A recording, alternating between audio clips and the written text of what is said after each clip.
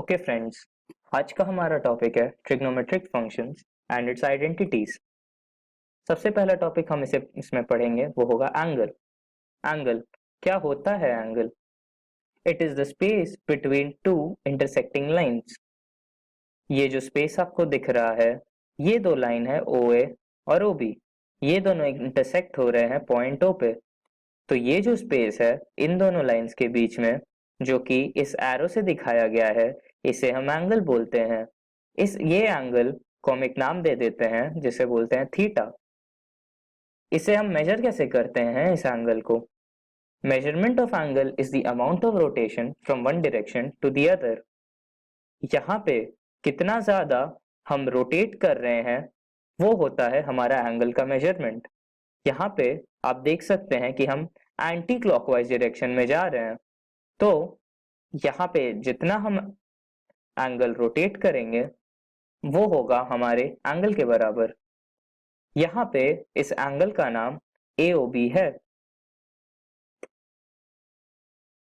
Angle exceeding 360 degree. जब कोई angle 360 degree से ज्यादा हो जाता है, मतलब एक पूरे सर्कल से ज्यादा हो जाता है, तो उसे कैसे लिखते हैं वो हम यहाँ देखेंगे। Sometimes angle may be greater than 360 due to multiple revolution. जब भी हम एंगल एक्सीडिंग देन 360 डिग्री की बात करेंगे तो हम समझ जाएंगे कि हम ऑलरेडी एक बार इसका चक्कर लगा चुके हैं और हम दोबारा कुछ एंगल इस पे चल रहे हैं। सपोज ये एक सर्कल है और ये है हमारा क्वाड्रेंट सिस्टम। हमें पता है कि ये 90 डिग्री होता है, ये और 90, ये 90 और ये 90 होता है, यानी टोटल ये 360 डिग्री होता है। अब जब हम इसमें एक बार से ज्यादा रेवोल्यूशन लगा लेंगे, यानी एक बार से ज्यादा इसकी चक्कर लगा लेंगे, तो वो एंगल 360 को एक्सीड कर जाता है। इसीलिए हम इसे एक्सीडिंग 360 बोलते हैं। इसका एक एग्जांपल देख लेते हैं, जैसे कि rotation of a wheel 2 times. जब भी कोई चक्का दो बार घूमता है, जैसे एक बार ये घूमा तो वो 360 डिग्री कवर किया। सिमिलरली जब ये दूसरी बार घूमेगा तो ये और 360 डिग्री यानी टोटल 720 डिग्री कवर करेगा। अब हम देखते हैं कि साइन ऑफ एंगल पॉजिटिव होता है कि नेगेटिव। हमें ये पता है कि एंगल का साइन पॉजिटिव और नेगेटिव दोनों हो सकता है, पर हम ये पता कैसे करेंगे? अगर कोई एंगल को हम एंटी क्लॉकवाइज डायरेक्शन में मेजर करते हैं तो हम उसे पॉजिटिव एंगल बोलते हैं, और जब हम उसी एंगल को क्लॉकवाइज डायरेक्शन में मेजर करेंगे तो हम उसे नेगेटिव एंगल बोलते हैं।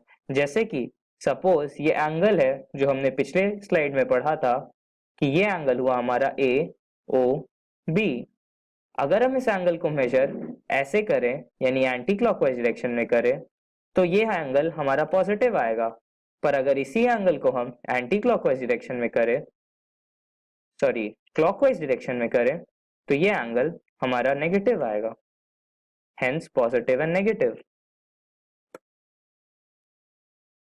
Relation between degree and radians. जैसे हमने 360 डिग्री पढ़ा जो कि एक यूनिट होता है एंगल को मेजर करने का, वैसे ही रेडियंस भी एक यूनिट होता है जिससे हम एंगल को मेजर करते हैं। इसका रिलेशन होता है 1 radian is equal to 180 degree upon pi, जहां पे पाई की अप्रोक्सीमेट वैल्यू होती है 3.14। तो देयरफॉर हम इससे इस रिलेशन से ये कह सकते हैं कि जो पाई रेडियंस होता है वो 180 डिग्री के बराबर होता है दोनों तरफ पाई से मल्टीप्लाई करने के बाद। और ये बहुत ही इंपॉर्टेंट रिलेशन है और हम जनरली आगे इसी रिलेशन का यूज करेंगे डिग्रीज को रेडियंस में कन्वर्ट करने के लिए, और रेडियंस को यूज करेंगे क्वेश्चन सॉल्व करने के लिए। अब कितने तरह के एंगल होते हैं? एंगल टोटल 3 तरीके के होते हैं। अक्यूट एंगल जो 0 से 90 डिग्री के बीच में लाई करते हैं उन्हें अक्यूट एंगल बोलते हैं। ऑब्ट्यूस एंगल जो 90 से 180 डिग्री के बीच में लाई करते हैं उन्हें हम ऑब्ट्यूस एंगल बोलते हैं। और राइट एंगल जो एग्जैक्टली 90 डिग्री होते हैं, जो ट्रायंगल, उन्हें हम राइट एंगल ट्रायंगल्स बोलते हैं। ये 3 तरीके के होते हैं, acute, obtuse and right angle. Nomenclature of right angle triangle. अब हम पढ़ेंगे कि एक राइट एंगल ट्रायंगल को नाम कैसे करते हैं। जो कोई भी साइड जो ऑपोजिट टू राइट एंगल होता है, जैसे इस ट्रायंगल में यहाँ पे हमारा राइट एंगल यानी 90 डिग्री बन रहा है, तो इस एंगल के ऑपोजिट वाले साइड को यानी ये वाले AC साइड को हम हाइपोटेन्यूज बोलते हैं और हम इसे H से डिनोट करते हैं। The side opposite to angle A is called perpendicular. यहाँ पे ये जो एंगल A बन रहा है यानी BAC एंगल की बात करें तो इसके ऑपोजिट जो साइड है यानी साइड BC इसे हम परपेंडिकुलर यानी P बोलते हैं। And the side opposite to angle C यानी ये है हमारा एंगल C और इस साइड के ऑपोजिट ये जो लाइन पड़ रही है AB इसे हम बेस यानी B बोलते हैं इस ट्रायंगल का। ये तरीका होता है किसी भी एक राइट एंगल ट्रायंगल को नेम करने का। ये सबसे इंपॉर्टेंट पार्ट है कि कोई भी साइड जो ऑपोजिट हो राइट एंगल के उसे हम हाइपोटेन्यूज बोलते हैं। अब हम पढ़ लेते हैं कुछ बेसिक डेफिनेशंस जो हमें याद रखने हैं किसी भी ट्रिग्नोमेट्रिक इक्वेशन में। ये है हमारा एंगल थीटा जो एंगल ए पे बन रहा है। ओके, तो हम कह सकते हैं कि sine theta is equal to P by H perpendicular by hypotenuse is sine theta. Similarly cos theta जो होगा वो होता है हमारा बी बाई एच यानी base by hypotenuse is cos theta. Tan theta होता है हमारा sine theta by cos theta जो कि होता है P by H upon B by H which comes finally out as P by B. तो tan theta होता है हमारा P बाय B यानी परपेंडिकुलर बाय बेस।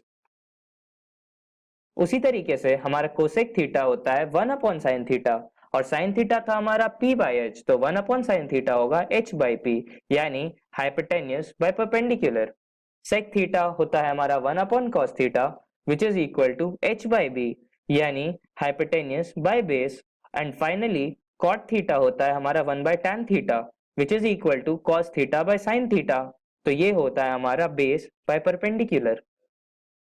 ये सारे फॉर्मूला सब बहुत बेसिक और सबसे इंपॉर्टेंट है। अब आइए इन फॉर्मूलाज पे हम एक क्वेश्चन सॉल्व कर लेते हैं। If angle C of triangle ABC is 90 degree then prove that tan A plus tan B is equal to C square upon AB। इस क्वेश्चन में हमें दिया है कि जो एंगल C है एक राइट एंगल ट्रायंगल का जो कि फिगर्स में गिवन है ये है हमारा 90 डिग्री। तो हमें प्रूव करना है कि tan A और tan B का जो सम है वो C स्क्वायर अपॉन AB के बराबर होगा। तो आइए इस क्वेश्चन को सॉल्व करते हैं। सबसे पहले हमें पता करना है कि tan A का क्या वैल्यू होता है। tan A हमने पढ़ा था होता है sign theta by cos theta यानी P बाय B। तो अगर आप एंगल A को देखो जो कि यहाँ है तो इसके लिए परपेंडिकुलर है हमारा A और इसके लिए बेस है हमारा B। तो इसे हम लिख सकते हैं कि tan A is equal to P by B यानी A बाय B। सिमिलरली अगर आप एंगल B की बात करो तो एंगल B के लिए परपेंडिकुलर है B और उसका बेस है A। तो tan B का वैल्यू हो जाएगा tan B is equal to perpendicular upon base यानी B बाय A। अब tan A plus tan B करें तो हमें मिलता है A square plus B square upon AB। और किसी भी पाइथागोरस थ्योरम से एक राइट एंगल ट्रायंगल में A square plus B square is equal to C square के बराबर होता है। तो हम A square plus B square को C स्क्वायर से सब्स्टिट्यूट कर देते हैं अपॉन AB। तो हमारा थ्योरम अपने आप प्रूव हो जाता है जो कि हमें प्रूव करना था यहाँ पे, हेंस प्रूव्ड। अब हम कुछ ग्राफ्स देख लेते हैं ट्रिग्नोमेट्रिक फंक्शंस पे। सबसे पहले किसी भी ग्राफ को पढ़ने से पहले हमें एक बेसिक डेफिनेशंस पता होना चाहिए कुछ टर्म्स के। किसी भी ग्राफ को प्लॉट करते समय हम चेंजेस अलोंग वाई एक्सिस को देखते हैं। ये अगर हमारा कार्टेशियन कोऑर्डिनेट सिस्टम है तो यहाँ होता है हमारा वाई एक्सिस, यहाँ होता है हमारा एक्स एक्सिस। तो कैसे कैसे हम एक्स को वेरी करते हैं वैसे ही हमारा वाई भी वेरी होता है। तो इसी के वेरिएशन से हमें एक ग्राफ मिलता है जिससे हम वो ग्राफ बनाते हैं। तो जो बेसिक डेफिनेशंस हम पढ़ेंगे वो है सबसे पहले डोमेन। डोमेन क्या होता है? डोमेन वो होता है कि वैल्यूज ऑफ एक्स जहां से जहां वेरी कर सकता है एक फंक्शन के लिए उसे हम डोमेन ऑफ द फंक्शन बोलते हैं। यहाँ पे हम देखते हैं कि एक्स कहां से कहां चेंज कर रहा है। Range values of Y with respect to change in values of X. हम रेंज जब देखते हैं तो हम ये पता करते हैं कि हमारा जो y का वैल्यू है यानी अलोंग y एक्सिस हमारा ग्राफ कैसे चेंज कर रहा है जैसे जैसे हम x को चेंज कर रहे हैं, तो वो हमें रेंज बताता है। यानी रेंज में हम y की वैल्यूज देखते हैं कि वो कहाँ से कहाँ वेरी कर रही है एक फंक्शन में। And period, after what interval the function repeats its function value. तो पीरियड हमें ये बताता है कि कितने इंटरवल के बाद वो फंक्शन वापस वही वैल्यू ले रहा है जो उसने शुरुआत में कभी ली होगी, तो वो हमें पीरियड बताता है। मतलब कि अगर कोई फंक्शन है, सपोज ये, अब ये फंक्शन एक वैल्यू ले रहा है सपोज 1, x इक्वल टू 1 पे भी और x इक्वल टू 3 पे भी, तो हम देख सकते हैं कि ये सेम वैल्यू जब रीच करेगा x इक्वल टू 5 पे, तो हम इसका पीरियड लिख सकते हैं कि ये वैल्यू 1 इस फंक्शन की 1, 3 और 5 तीनों पे मिल रही है। अब सबसे पहला ग्राफ हम पढ़ेंगे sin x का। यहाँ पे हम देखेंगे कि x हम जैसे जैसे वेरी कर रहे हैं वैसे वैसे हमारी y यानी sin x की वैल्यू कैसे कैसे चेंज होती है।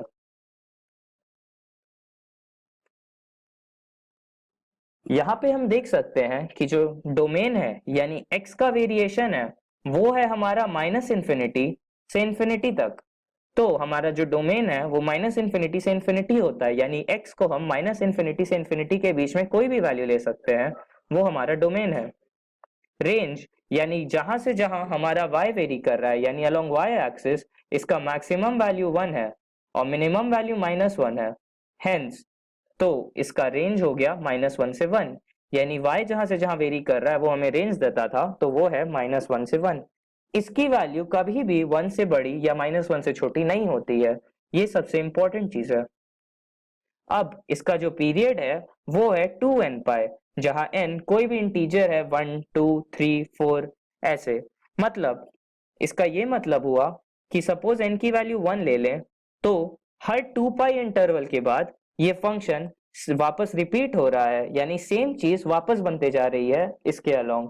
जैसे कि आप यहाँ देख सकते हैं कि पहले फंक्शन 2 पाई पे बना, फिर उसके बाद जो 0 से 2 पाई के बीच का ग्राफ था सेम ग्राफ आगे रिपीट हो जाएगा। तो आप इससे ये कह सकते हैं कि इसका पीरियड 2 पाई है, यानी आफ्टर 2 पाई इसका ग्राफ रिपीट होगा। तो ये हो गया इसका पीरियड। और प्रिंसिपल पीरियड वो होता है जब ये फंक्शन सबसे पहली बार सबसे शॉर्टेस्ट इंटरवल में रिपीट होता है।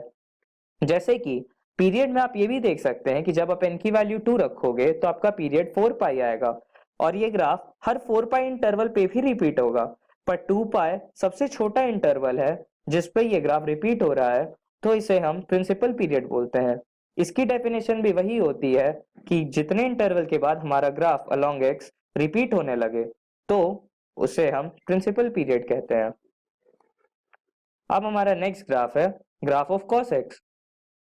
हम देख सकते हैं कि यहाँ पे भी हमारी वैल्यूज x की माइनस इन्फिनिटी से इन्फिनिटी वेरी कर रही है और x कोई भी वैल्यू ले सकता है माइनस इन्फिनिटी से इन्फिनिटी के बीच में, तो इसका डोमेन हो गया माइनस इन्फिनिटी से इन्फिनिटी। अब अगर हम बात रेंज की करें तो हम देख सकते हैं कि cos x ग्राफ का भी जो मैक्सिमम वैल्यू आता है वो 1 पे आता है और जो इसका मिनिमम वैल्यू आता है वो -1 पे आता है। तो y की वैल्यू हमेशा -1 और 1 के बीच ही में रहेगी, तो इसीलिए हम इसका रेंज लेते हैं -1 से 1। अच्छा, अब इसके पीरियड की बात करें तो इसका पीरियड भी 2n पाई होता है, यानी आफ्टर एवरी 2n पाई पीरियड ये फंक्शन अपना ग्राफ रिपीट करता है या अपनी वैल्यू रिपीट करती है। ये फंक्शन पीरियड बहुत ही इंपॉर्टेंट होता है। प्रिंसिपल पीरियड इसका 2 पाई होता है।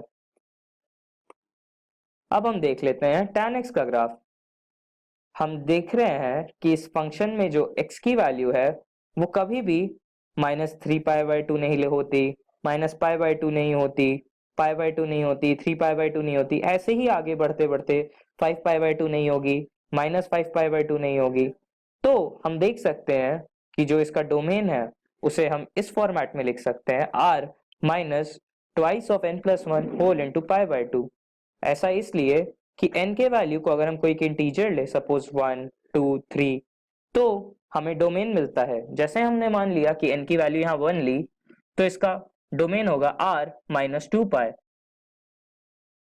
आप इसके रेंज को देखो, यानी वैल्यू ऑफ y कि ये कहाँ से कहाँ वेरी कर रहा है, तो आप ग्राफ से देख सकते हो कि ये वैल्यू माइनस इन्फिनिटी से इन्फिनिटी को वेरी करती है। यहाँ पे y कभी भी इस लाइन को, इस डॉटेड लाइंस को टच नहीं करता है इसका ग्राफ, और ये ऊपर इन्फिनिटी तक जाता है। तो इसका रेंज हो गया माइनस इन्फिनिटी से इन्फिनिटी। आप जब इसके पीरियड की बात करो, यानी कितने इंटरवल के बाद ये ग्राफ वापस रिपीट हो रहा है, तो आप यहाँ देख सकते हो कि इसका पैटर्न, इसका पैटर्न और इसका पैटर्न बिल्कुल सेम है। तो इसका पीरियड n पाई होता है, क्योंकि आप यहाँ देख सकते हो कि -3π/2 और -π/2 के बीच में जो ग्राफ बन रहा है, वही ग्राफ -π/2 और π/2 के बीच में बन रहा है। तो इनके बीच का डिफरेंस क्या हुआ, वो होता है पाई। अगर आप 2π भी लोगे तो भी आप यही चीज देखोगे कि ऐसे दो लेयर्स रिपीट होते हैं आफ्टर 2π इंटरवल। तो इसी तरीके से इसका पीरियड हो जाता है nπ, where n is any integer 1 2 3 4 and so on. और इसका प्रिंसिपल पीरियड यानी शॉर्टेस्ट पीरियड वो है पाई, क्योंकि पाई से कम में ये ग्राफ रिपीट नहीं होता, इसीलिए इसका प्रिंसिपल पीरियड है पाई। अब हम देख लेते हैं अपना next graph, graph of cortex. Domain है हमारा r माइनस एन पाई, यानी वो सारी वैल्यूज जहां पे हमारी वैल्यूज पाई होती है या 2π होती है या 3π होती है, वहां पे हमारा ग्राफ ऑफ कॉटेक्स वैलिड नहीं है, यानी कोई वैल्यू नहीं ले रहा है, इसीलिए इसका डोमेन है r माइनस एन पाई। आप यहाँ से देख सकते हो कि पाई पे, माइनस पाई पे, 2π पे ये ग्राफ कोई वैल्यूज नहीं ले रहा है, या 0 पे। इसका रेंज है माइनस इन्फिनिटी से इन्फिनिटी, बिल्कुल tan x के ग्राफ की तरह। आप देख सकते हो कि जो y की वैल्यू है, यानी अलोंग वर्टिकल ये लाइन ऊपर इन्फिनिटी तक जा रही है और नीचे माइनस इन्फिनिटी तक जा रही है, सिमिलरली ये सारे लाइंस। तो इसका जो रेंज है, यानी वो वैल्यूज ऑफ y जहां से जहां ये वेरी कर रहा है ये function, that is minus infinity to infinity. अब हम देखते हैं इसका पीरियड। पीरियड हमें पता है कि वो इंटरवल जिसके बाद ये ग्राफ रिपीट होता है। तो आप यहाँ देख सकते हो 0 से पाई के बीच में जो ग्राफ है, वही ग्राफ 0 से माइनस पाई के बीच में है। तो इससे ये क्लियर है कि इसका जो इंटरवल है वो है n पाई और प्रिंसिपल पीरियड है पाई। अब हम आगे बढ़ते हैं, अब हम देखते हैं graph of sec x। sec x का ग्राफ कुछ ऐसा दिखता है। इसका जो डोमेन है, यानी वो वैल्यूज ऑफ x जहां पे ये ग्राफ वेल डिफाइंड है, या x की वो वैल्यूज जहां से जहां वो वेरी करते हैं, जहां पे हम ग्राफ अच्छे से बना सकते हैं, वो डोमेन है that is r minus twice of n+1 whole into π/2 where n belongs to an integer. n की अगर आप कोई भी इंटीजर वैल्यू लो तो वो उन वैल्यूज पे हमारा डोमेन नहीं है। r का मतलब यहाँ पे हमें पता है कि सारे रियल नंबर्स, यानी माइनस इन्फिनिटी से इन्फिनिटी के बीच में सारे नंबर्स होते हैं, और उनमें से अगर हम सपोज n की वैल्यू 1 ले, यानी ये आएगा हमारा वैल्यू r माइनस 2π। और हम देख सकते हैं कि ये वैल्यू हमारा -3π, अरे ओके। तो अब हम देखेंगे graph of sec x। sec x का ग्राफ कुछ ऐसा दिखता है। डोमेन की बात करें, यानी वो वैल्यूज जहां से जहां ये ग्राफ एक वेल स्पेसिफाइड x की वैल्यूज लेता है, उसे डोमेन कहते हैं। यानी जहां से जहां हमारा x वेरी करेगा और वो पॉइंट जहां पे हमारा ग्राफ एक प्रॉपर वैल्यू लेगा, उसे डोमेन कहेंगे। तो इसका डोमेन को हम लिखते हैं r minus 2n+1 whole into π/2, जहाँ पे n की वैल्यू 1 2 3 एंड सो ऑन होती है। सपोज n की वैल्यू हम यहाँ 1 रखते हैं, तो यहाँ हम जानते हैं कि r मतलब होता है रियल सेट, यानी x का वैल्यू माइनस इन्फिनिटी से इन्फिनिटी के बीच में कुछ भी, माइनस यानी उनमें से इन वैल्यूज को घटाना है। यानी हमने यहाँ n की वैल्यू अगर 1 ली तो ये हो जाएगा 3π/2। आप देख सकते हो कि x की वैल्यू जब हम 3π/2 लेते हैं तो ये ग्राफ कोई एक प्रॉपर स्पेसिफिक वैल्यू नहीं लेती है, और ये इन्फिनिटी और माइनस इन्फिनिटी को टेंड करती है, तो इसीलिए ये इनके डोमेन में नहीं आएगी। वैसे ही n की वैल्यू 2 रखोगे तो 5π/2, 3 रखोगे तो 9π/2, 7π/2, ऐसे ही चलती रहेगी और डोमेन की वैल्यू हमें मिल जाएगी। अब रेंज की बात करें तो वो वैल्यूज ऑफ y जो हमारे ग्राफ एक प्रॉपर वैल्यू लेता है, वो रेंज होता है। आप रेंज देख सकते हो कि -∞ से -1 यूनियन 1 से इंफिनिटी है। हमारे ग्राफ 1 से इंफिनिटी जा रहा है, लेकिन -1 से 1 के बीच में हमारे ग्राफ का कोई पार्ट नहीं है, इसीलिए -1 से 1 के बीच के पार्ट को एक्सक्लूड किया गया है। यहाँ पे आप देख सकते हो इस ग्राफ में कि ये -1 से -∞ जा रहा है, पर फिर यहाँ पे आप देख सकते हो कि 1 से लेके -1 के बीच में कोई वैल्यू नहीं है हमारे ग्राफ की, तो इसका रेंज हो गया -∞ से -1 यूनियन 1 से इंफिनिटी। अब आप अगर पीरियड की बात करो, यानी वो वैल्यू जिसके बाद हमारा ग्राफ रिपीट हो रहा है, वो है 2n पाई, जहाँ पे n की वैल्यू 1, 2, 3 एंड सो ऑन कुछ भी हो सकती है। अब सपोज हमने n की वैल्यू 1 ले ली तो हमारा पीरियड 2 पाई हो गया। यानी आप देख सकते हो कि पहले -π/2 से π/2 के बीच में ये ग्राफ बना, फिर π/2 से 3π/2 के बीच में ये ग्राफ बना, और फिर फाइनली 3π/2 से 5π/2 के बीच में वही ग्राफ बना जो -π/2 से π/2 के बीच में बना था। यानी ये ग्राफ और ये ग्राफ अब रिपीट होता रहेगा आगे हर 2 पाई के इंटरवल पे। यहाँ आप देख सकते हो कि -π/2 से 3π/2 का जो डिफरेंस होता है, यानी 3π/2 -π/2 -π/2 यानी +π/2, this is equal to 4π/2, this is equal to 2 pi. तो ये देता है हमें पीरियड, यानी इस वैल्यू के बाद ये ग्राफ रिपीट हो रहा है सेम वैल्यू से, और इसका प्रिंसिपल पीरियड यानी शॉर्टेस्ट इंटरवल जिसके बीच में ग्राफ रिपीट हो रहा है, दैट इज 2 पाई। ओके, अब हम देखेंगे graph of cosec x. Cosec x का ग्राफ कुछ ऐसा दिखता है। इस ग्राफ में आप देख सकते हो कि इसका जो डोमेन है वो लिखा गया है r-nπ/2 where n belongs to integers, यानी 1, 2, 3 अप टू कोई भी इंटीजर ले सकता है n। यहाँ आप देख सकते हो कि ये ग्राफ 0 पे, पाई पे, 2 पाई पे एंड -पाई पे डिफाइंड नहीं है। ये जो ग्राफ है एक स्पेसिफिक वैल्यू नहीं ले रहा है इन वैल्यूज पे, तो हम देख सकते हैं कि उन वैल्यूज को हमने डोमेन से माइनस साइन करके हटा दिया है। यहाँ पे जब आप n की वैल्यू 1 रखोगे, n की वैल्यू 2 रखोगे, 4 रखोगे, 6 रखोगे, 8 रखोगे, ऐसे रखते जाओगे तो आपको ये पता चलेगा कि -पाई, 0, पाई, 2 पाई इन वैल्यूज पे हमारा ग्राफ वैलिड नहीं है, तो इसका डोमेन है r-n पाई। रेंज की बात करें तो वो वैल्यूज ऑफ y जो हमारा ग्राफ ले रहा है वो रेंज होगा। यहाँ पे आप देख सकते हो कि हमारा रेंज -∞ से -1 यूनियन 1 से इंफिनिटी है, यानी -∞ से -1 तक हमारा ग्राफ वेरी कर रहा है और फिर सीधे 1 से इंफिनिटी तक वेरी कर रहा है। यहाँ हम देख सकते हैं कि -1 और 1 के बीच में हमारा ग्राफ कोई वैल्यू नहीं ले रहा, हेंस यहाँ पे यूनियन साइन लगाया गया है और -1 से 1 के बीच के वैल्यू को नेग्लेक्ट किया गया है। पीरियड यानी वो इंटरवल जिसके बाद हमारा ग्राफ रिपीट हो रहा है वो 2n पाई है, जहाँ पे n की वैल्यू 1, 2, 3, 4 अप टू कोई भी इंटीजर हो सकती है। यहाँ पे जैसे हमने n की वैल्यू 1 रखी तो पीरियड 2 पाई का बनता है। आप यहाँ देख सकते हो कि पहला -पाई से 0 और 0 से पाई के बीच में जो ग्राफ है वही ग्राफ हमारा पाई से 2 पाई और 2 पाई से 3 पाई के बीच में बनेगा। तो आप ये चीज देख सकते हो यहाँ पे कि -पाई से पाई के बीच में जो ग्राफ है वही ग्राफ पाई से 3 पाई के बीच में बनेगा, हेंस तो इसका पीरियड हो जाएगा pi minus pi which is equal to pi plus pi यानी 2 पाई। अब प्रिंसिपल पीरियड यानी शॉर्टेस्ट इंटरवल जिसके बीच में ये ग्राफ अपनी वैल्यू रिपीट करती है वो 2 पाई है। तो अब हम देख लेते हैं कि हमारे ट्रिग्नोमेट्रिक फंक्शंस यानी sine X, cos X, tan X, cosec X, sec X और कॉट एक्स हर क्वाड्रेंट में कैसे कैसे वैल्यूज लेते हैं। हमें इसे ये एक टेबल है जो ये दिखा रहा है कि sine theta, cos theta, cosec theta, sec theta, tan theta और कॉट थीटा अलग अलग क्वाड्रेंट्स में यानी first quadrant, second quadrant, third quadrant और फोर्थ क्वाड्रेंट में कैसे कैसे बिहेव करता है।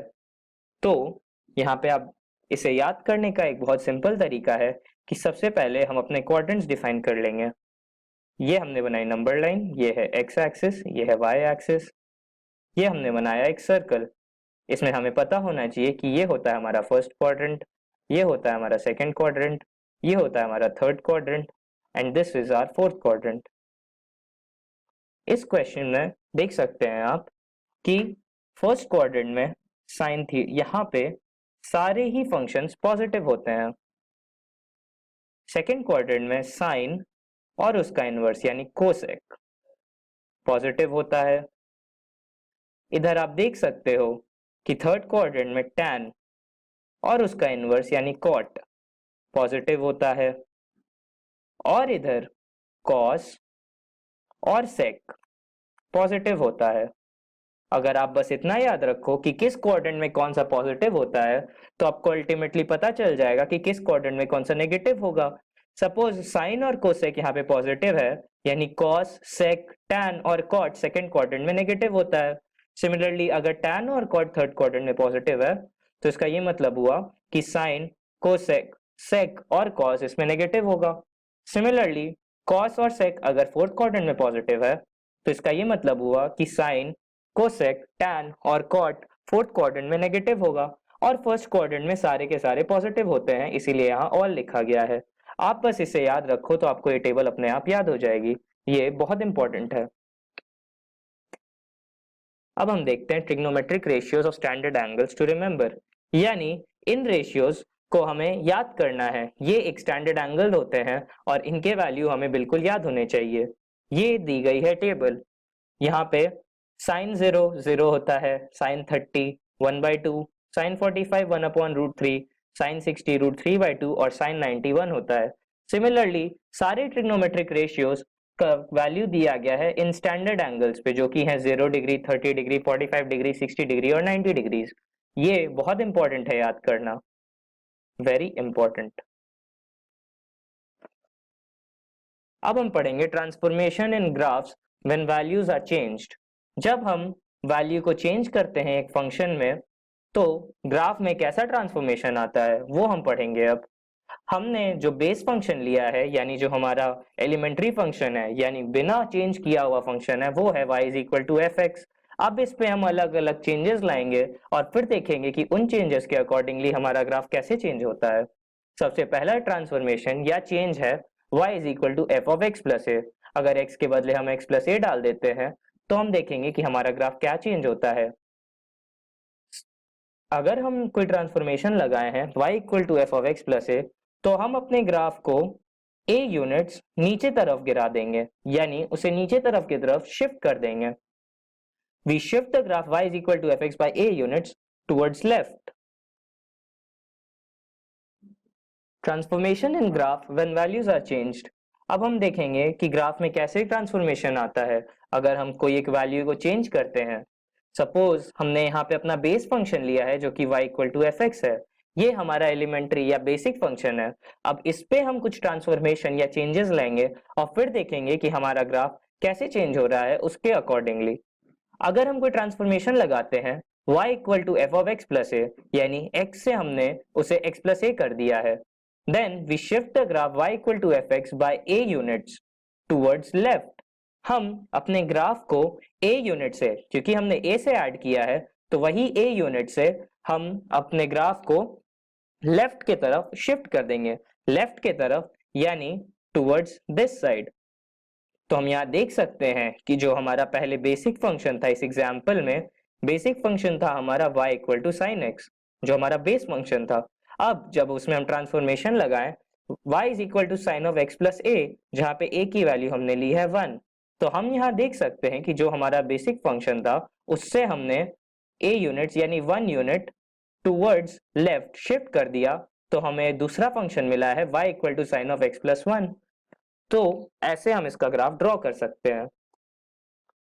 अब हम दूसरा ट्रांसफॉर्मेशन पढ़ेंगे, ट्रांसफॉर्मेशन y = f(x - a)।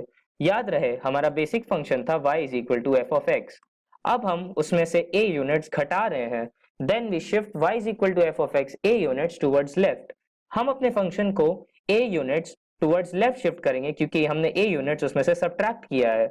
आइए इसे भी एक एग्जांपल से देखते हैं। y = cos x, जो हमारा बेस फंक्शन है, ओके। अब हमने x से x - 2 से शिफ्ट कर दिया, यानी a की वैल्यू यहाँ 2 हो गई। तो हम अपने ग्राफ को टुवर्ड्स राइट शिफ्ट करेंगे 2 यूनिट से, क्योंकि a की वैल्यू 2 है। तो हम देख सकते हैं कि जो हमारा पहले ग्राफ था वो अब हमारा ग्राफ 2 यूनिट्स शिफ्ट हो गया है and y is equal to cos of x minus 2 ऐसा है।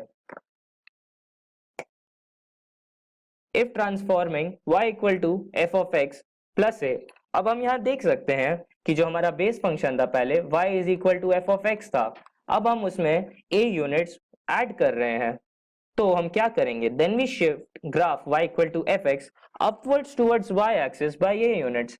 इस क्वेश्चन में हम अपने ग्राफ को ऊपर के तरफ a यूनिट्स से बढ़ाएंगे, यानी जो यूनिट हमने ऐड किया था फंक्शन में उतने यूनिट से हम अपने ग्राफ को ऊपर की तरफ बढ़ाएंगे, तो हमें ये ग्राफ मिल जाएगा y is equal to F of X plus a का। सपोज हमारा जो बेस फंक्शन है वो था y is equal to cos x.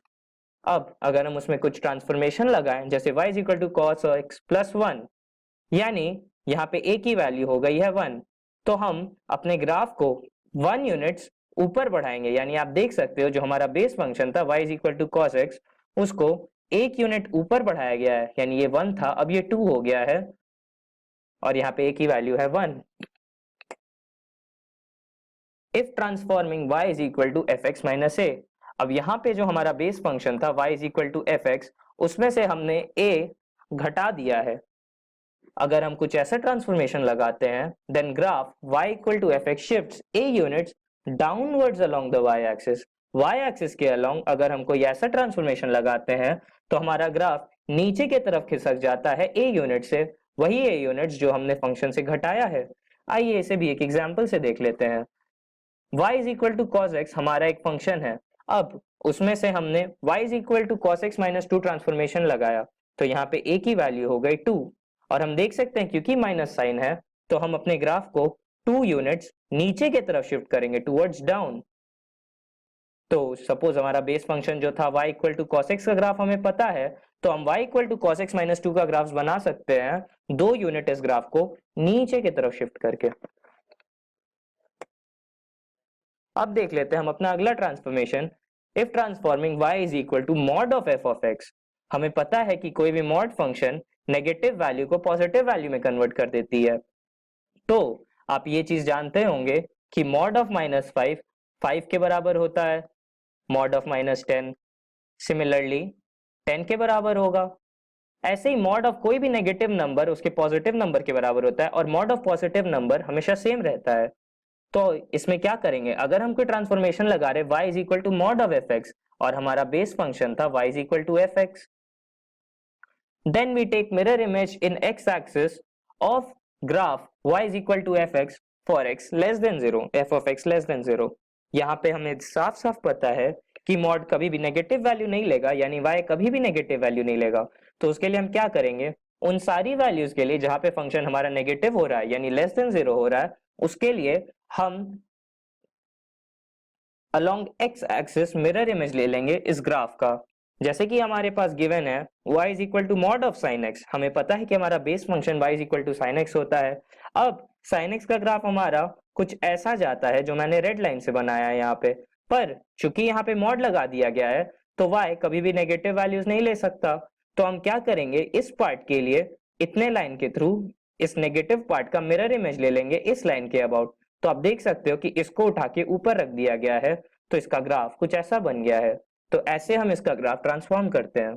y जो है सिर्फ और सिर्फ पॉजिटिव वैल्यूज ही लेता है। अब हम पढ़ेंगे अपना last transformation, that is y is equal to F of a x.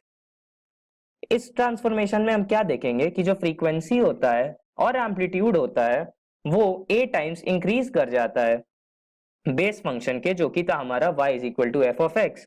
Example देखें, हमारा यहाँ पे बेस फंक्शन है y is equal to sine x.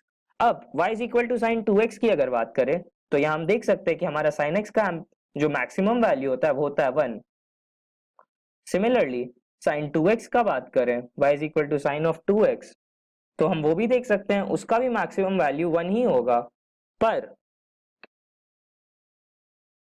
इसका जो फ्रीक्वेंसी है वो इंक्रीज कर जाता है।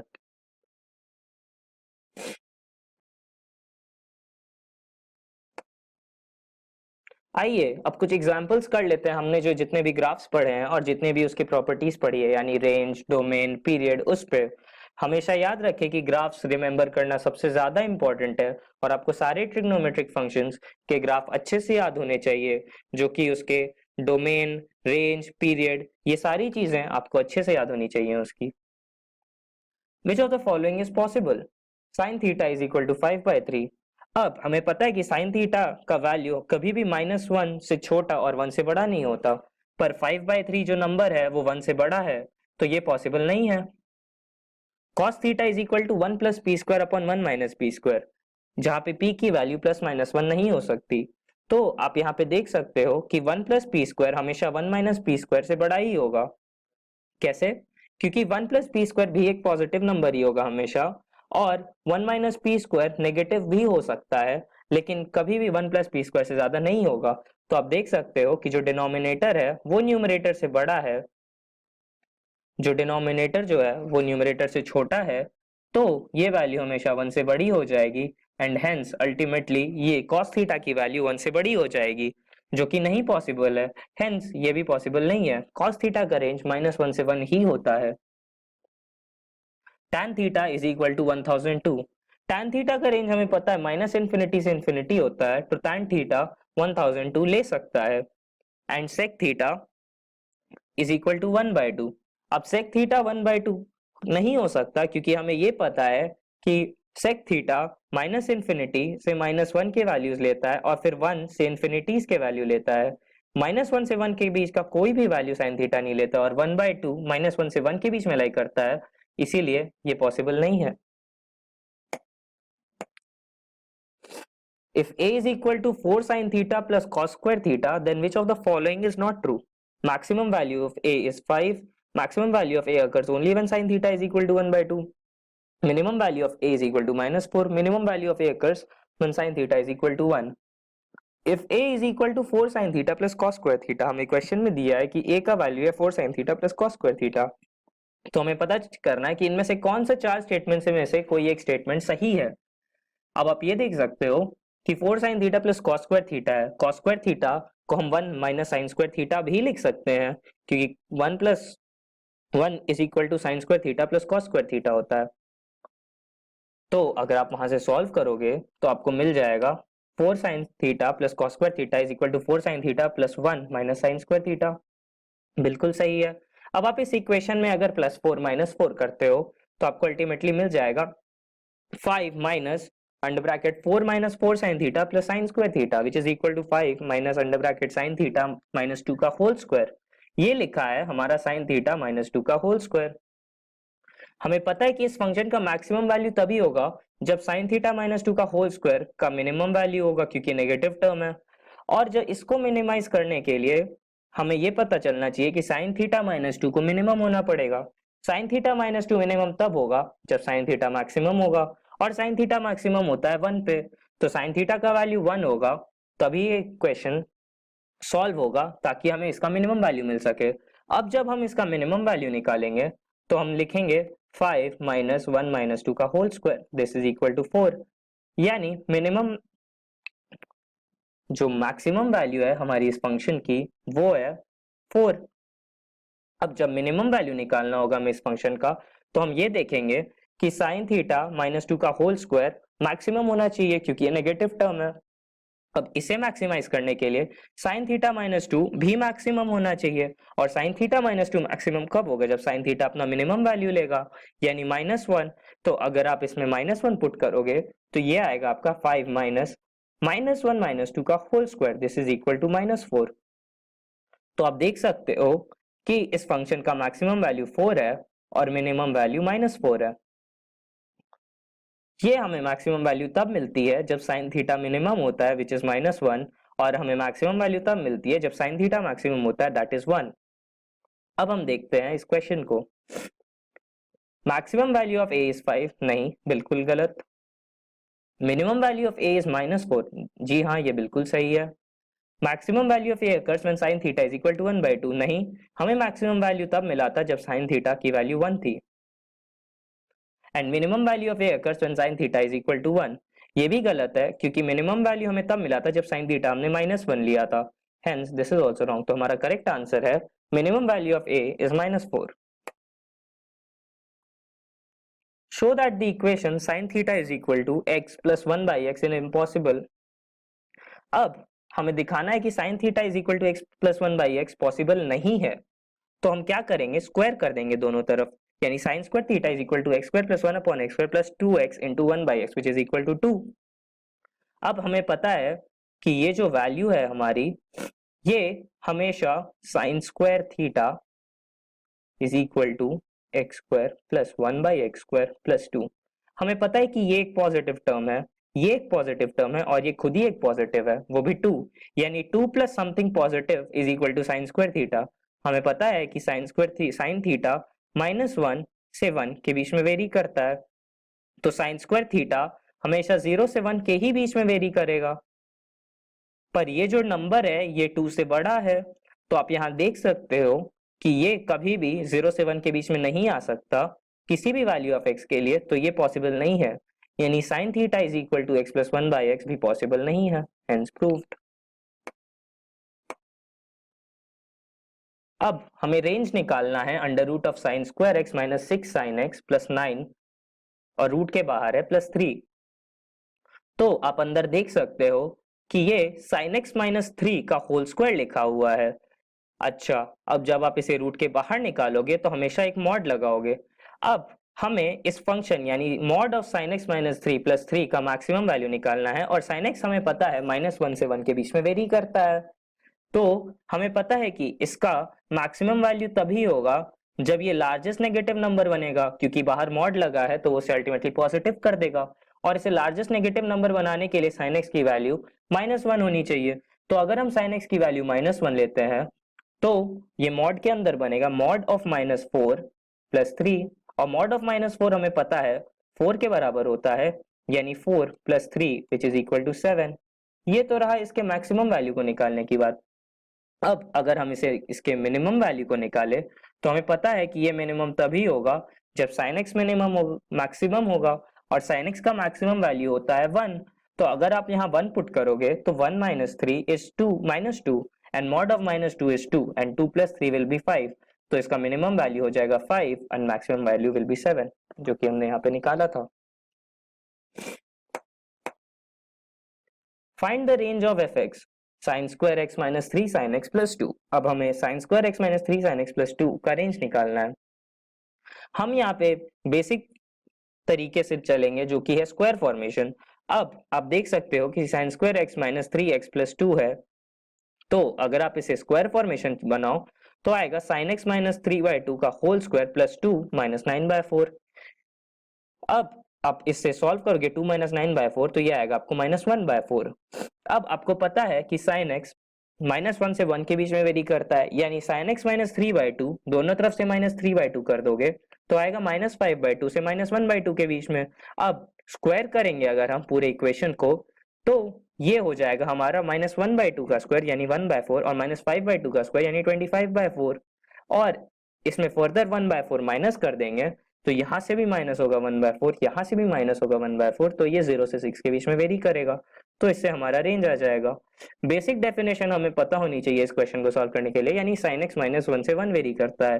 फिर अकॉर्डिंग टू हम इसमें मैनिपुलेशन करते हैं, स्क्वायरिंग, एडिशन, सब्ट्रैक्शन, और देखते हैं कि इसका राइट हैंड लिमिट और लेफ्ट हैंड साइड कैसे वेरी कर रहा है, जो कि हमने यहाँ देखा 0 से 6. Find the value of x for which fx is equal to under root of sin x minus cos x is defined between 0 से पाई. हमने यहाँ दिया गया है कि x 0 से पाई के बीच में ही है और हमें वैल्यू बताना है fx is equal to under root of sin x minus cos x का. ओके दोस्तों, अब हम अपना नेक्स्ट एग्जाम्पल देखेंगे.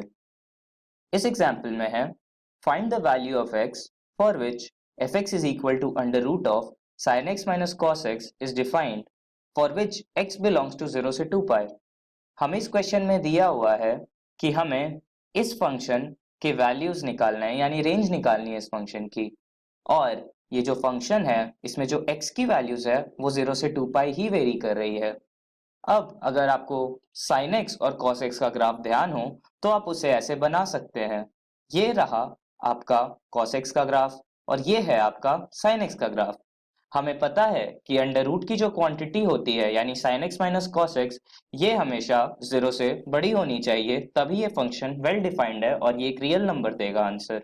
तो हम लिख सकते हैं इसे sin x minus cos x has to be greater than equal to 0, यानी sin x minus has to be greater than equal to cos x। अब इस ग्राफ पे आए तो हमें ये देखना है कि वो वाली जगह जहां पे हमारा sin x हमारे cos x से बड़ा है, हमें सिर्फ वही रेंज चूज करना है जो हमें एक रियल वेल डिफाइंड वैल्यू देगा। तो आप इस ग्राफ में देख सकते हैं कि 0 से जब 2 पाई के बीच में आपने ग्राफ बनाया है, ये है 0, ये है आपका 2 पाई sin x और cos x का। तो आप देख सकते हो कि sin की वैल्यू पाई बाय 4 से cos x से बड़ी होनी शुरू होती है और 5 पाई बाय 4 तक उसकी वैल्यू cos x से बड़ी ही रहती है। उसके बाद sin x की वैल्यू cos x से छोटी हो जाती है, तो हमें वो एरिया नहीं लेना है। बेसिकली इतने रीजन में यानी पाई बाय 4 से 5 पाई बाय 4 के बीच में sin x की वैल्यू cos x से बड़ी है, आप ग्राफ से देख सकते हैं। तो इसका रेंज हो जाएगा पाई बाय 4 से 5 पाई बाय 4। बहुत सारे क्वेश्चंस में हमें ग्राफ क्या मदद लेना पड़ेगा उन्हें सॉल्व करने के लिए, तो इसीलिए हम हमेशा सारे के सारे ट्रिग्नोमेट्रिक इक्वेशंस या फंक्शंस के ग्राफ्स हमेशा याद रखेंगे। अब हमारा नेक्स्ट एग्जांपल है कुछ वैसा ही, tan x is greater than cot x where x belongs to 0 से पाई। इस क्वेश्चन में हमें दिया गया है कि tan x हमारा cot x से बड़ा है और x की जो वैल्यूज है वो 0 से 2 पाई तक ही लेनी है हमें।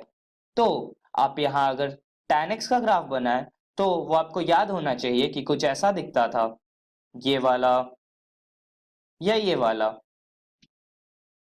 और ये वाला भी। और अगर आपको cot x का ग्राफ ध्यान हो तो वो ये वाला है, सिमिलरली ये वाला भी है और वैसे ही ये वाला भी। तो आप देख सकते हो कि हमें क्वेश्चन में वही वैल्यूज लेने हैं जहां पे tan x cot x से बड़ा हो। अब आप इधर देख सकते हो कि इन वैल्यूज पे यानी जो बोल्ड से बनाई गई है लाइंस, सिर्फ वही जगह हमारा graph tan x cot x से बड़ा है। तो ये वाला रीजन, ये वाला रीजन और ये वाला रीजन है जहां पे हमारे tan x की वैल्यू cot x से बड़ी है। तो अब बात करते हैं इसका आंसर लिखने की। तो सबसे पहला रीजन जो आप देखें जहां पे tan x cot x से बड़ा है वो पाई बाय 4 से शुरू हो रहा है और पाई बाय 2 पे खत्म हो रहा है। तो आप सबसे पहले लिखेंगे pi by 4 comma pi by 2। अब हम लगाएंगे यूनियन का साइन, क्योंकि बीच के कुछ वैल्यूज पे हमारे tan x की वैल्यू cot x से छोटी हो जा रही है तो हम उन वैल्यूज को नहीं देखेंगे। अब आगे बढ़ते हैं तो हम देखेंगे कि पाई बाय 3 पाई बाय 4 से पाई तक भी हमारे tan x की वैल्यू cot x से बड़ी है। तो आप इसे लिख सकते हो 3 पाई बाय 4 से पाई तक। ओके, अब वापस आगे बढ़े तो एक और यूनियन साइन लगाएंगे हम। अब फिर आगे देखेंगे तो यहाँ देखिए ये भी एक बोल्ड रीजन है और इस रीजन में भी हमारा जो tan x का वैल्यू है वो cot x से बड़ा है। तो आप देख सकते हो कि ये वैल्यू स्टार्ट हो रहा है 5 पाई बाय 4 से और एंड हो रहा है 3 पाई बाय 2 पे। तो आप फिर यूनियन साइन लगा के लिखोगे 5 pi by 4 comma 3 pi by 2। अब सबसे आखिरी डार्क रीजन की बात करें यानी ये वाली, आप ये देख सकते हो ये शुरू हो रहा है 7 पाई बाय 4 पे और एंड हो रहा है 2 पाई पे। तो आप एक और यूनियन साइन लगाओगे और फिर आप लिखोगे 7 पाई बाय 4 जहां पे वो रीजन स्टार्ट हो रहा है कॉमा 2 पाई। हेंस आपका प्रॉब्लम सॉल्व हो गया और ये है आपके सॉल्यूशंस। अब आपकी समस्या ये होगी कि मैंने ये पाई बाय 4 कैसे निकाला। इसे निकालने का एक बहुत ही सिंपल तरीका है, पाई बाय 4 हो या 3 पाई बाय 4 हो या 5 पाई बाय 4 हो या 7 पाई बाय 4 हो, आप इसे आसानी से निकाल सकते हैं क्योंकि इन वैल्यूज पे आप देख सकते हैं कि cot x और tan x मीट कर रहा है। तो आप इक्वेशन बना सकते हो cot x is equal to tan x और आप जानते हैं कि cot x 1 upon tan x होता है, यानी tan square x is equal to 1 upon tan x लिखने पे। और इससे हमारी tan x की वैल्यू आ जाती है +-1। अब वो सारे वैल्यू 0 से 2π वाले इंटरवल में जहां पे tan x की वैल्यू या तो +1 हो या तो -1 हो, उन सारे वैल्यूज को हम यहाँ मार्क कर लेंगे। तो वो होती है π/4, 3π/4, 5π/4 एंड 7π/4। तो वहां से हमें ये वैल्यूज आसानी से मिल जाते हैं। यानी इंटरसेक्शन पॉइंट निकालने के लिए दो ग्राफ का हमेशा वो दोनों वैल्यूज को इक्वल करते हैं और फिर उसे सॉल्व करके x के वैल्यूज निकालते हैं।